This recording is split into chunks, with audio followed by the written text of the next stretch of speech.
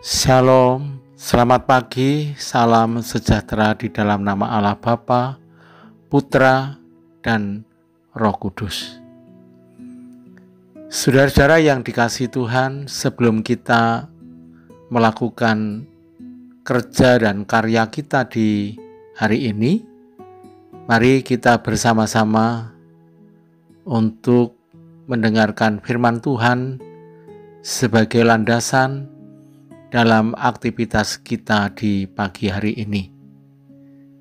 Sebelum kita merenungkan firman Tuhan, mari kita berdoa.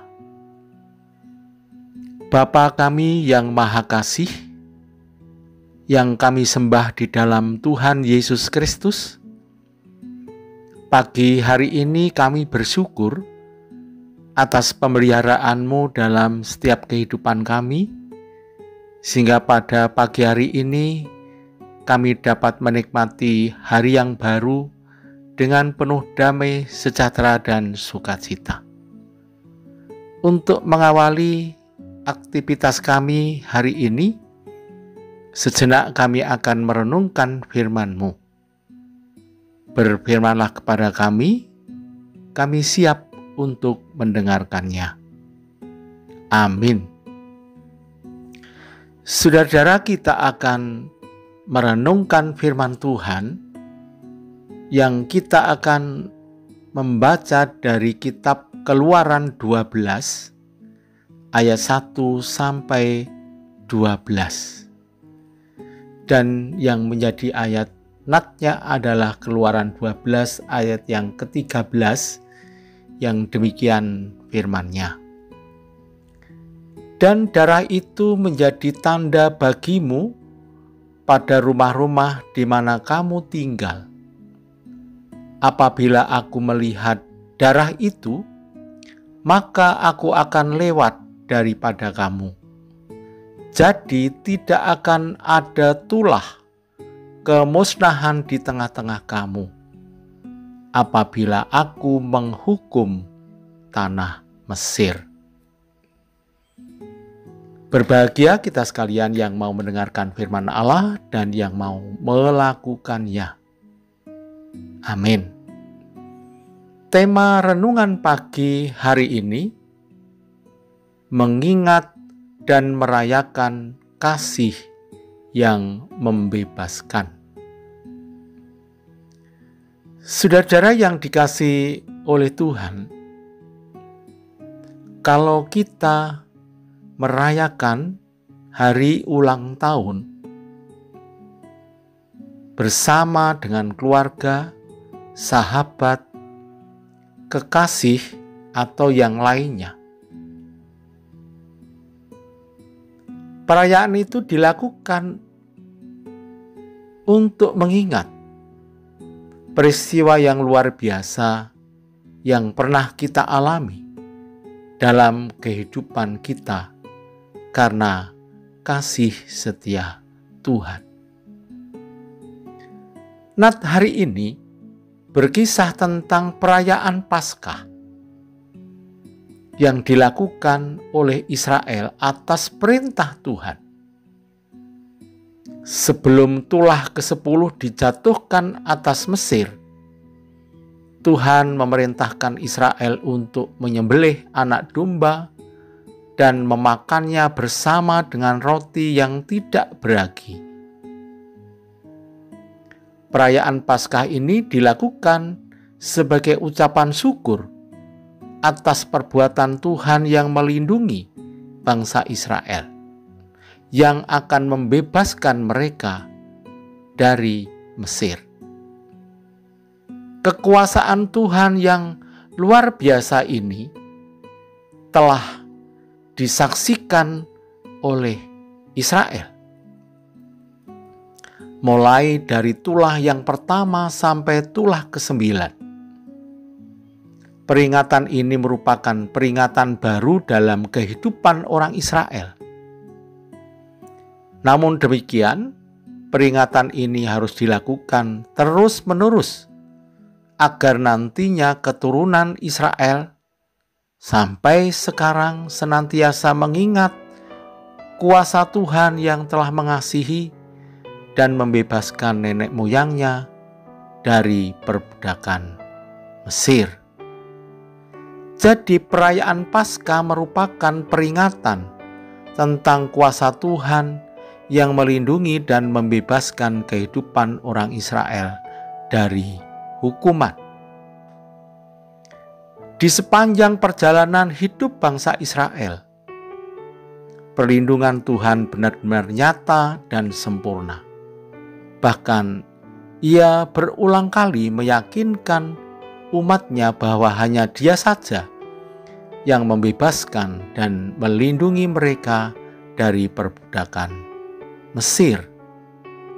Dan itulah yang diingat peristiwa luar biasa di dalam kehidupan Israel karena kasih setia Tuhan yang membebaskan. Saudara yang dikasihi oleh Tuhan, kita sebagai orang Kristen sering merayakan perayaan-perayaan yang istimewa yang kita lakukan untuk memperingati dan merayakan kasih Tuhan dalam sejarah perjalanan kehidupan kita. Namun sebaiknya peringatan akan kebaikan Tuhan itu bukan hanya terjadi pada masa-masa hari raya Kristen saja, melainkan harus menjadi aktivitas sehari-hari dalam kehidupan jemaat Tuhan. Kita diminta untuk terus mengingat kebaikan Tuhan agar kita dapat terus mengucap syukur oleh karena berkat dan pemeliharaan Tuhan nyata dalam hidup kita. Berkat dan pemeliharaan Tuhanlah yang membuat kita dapat hidup sampai sekarang ini.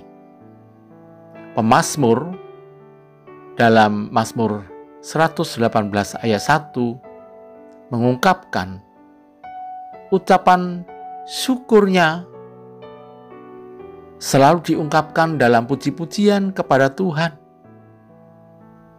yang mengatakan, bersyukurlah kepada Tuhan sebab Ia baik, bahwasanya untuk selama-lamanya kasih setianya.